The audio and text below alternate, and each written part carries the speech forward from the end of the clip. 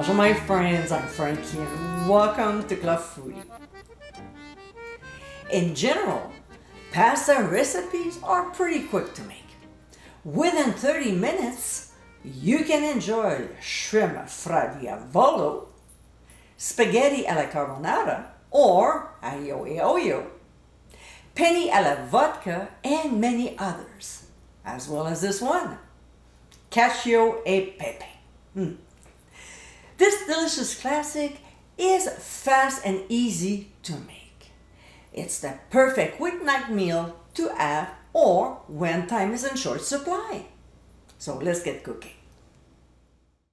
The first thing we'll do is to combine both Grana Padano cheese and Pecorino cheese.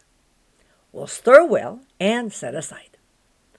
Next, in a large shallow skillet, we'll bring the water to a boil, and when it gets there, we'll add a couple small pinches of salt.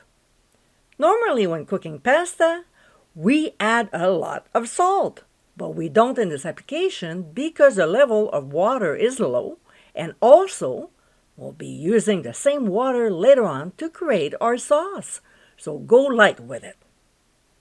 We'll now add the spaghetti, making sure that there's just enough water to cover the pasta, and of course, we'll gently toss the noodles once in a while. Another thing is we'll maintain a low boil, okay? In the meantime, we'll continue with the recipe. In another large skillet over low heat, we'll add freshly ground mixed peppercorns. You can use only black if you want, but the mixed ones have nice layers of flavor instead of just one note. Shaking our pan frequently, we'll cook for just a couple minutes, long enough to wake up the fragrance. Your nose will tell you when it's done. Next, we'll add a couple ladles of the pasta water so the peppers don't burn, and slightly increase the heat to medium-low. We'll stir until they're evenly moistened. By the way, it smells amazing. All right, back to the spaghetti. When the noodles are almost done, you know when they need another minute or two, we'll transfer them to the skillet and mix them with the peppercorns until nicely coated. We'll also reserve a quarter cup of pasta water so it has time to cool off. This is for later when mixing it with the cheese. To finish the noodles, we'll add more pasta water from the pan where they initially cooked, let's say a couple ladles, and keep stirring. By the way, my skillet is still on medium-low heat. Don't worry, they will cook. After the pasta absorbed all the water, we'll keep adding a little more. It's basically like making risotto. We add hot liquid, stirring constantly, which helps the pasta release its starch. So when the pasta is finally done, we'll turn off the heat and let it sit like this for a couple minutes to cool off. If it's too hot, the sauce might separate. Meanwhile, we'll add a little bit of that quarter cup reserved pasta water to the cheeses.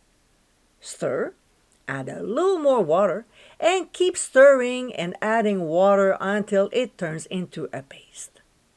Another way of doing this step is simply putting the cheeses in the jar of a blender and keep adding cooled pasta water until it turns into a creamy texture.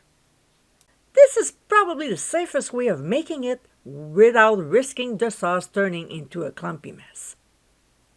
We'll add the cheese paste to the noodles and stir until the mixture gets creamy. Add a touch more water if needed. When it comes to the blender method, just stir and serve. Either way, this is what we're looking for. Nice and creamy, not gummy. And my friends, this is our Cacio e Pepe. Quick and easy to make, this classic Italian dish is so tasty. It's another great pasta recipe to add to your folder. I hope you give it a try soon, and be sure to visit clubfoodie.com for ingredient amounts. directions, and more info. Until next time, my friends, bon appétit!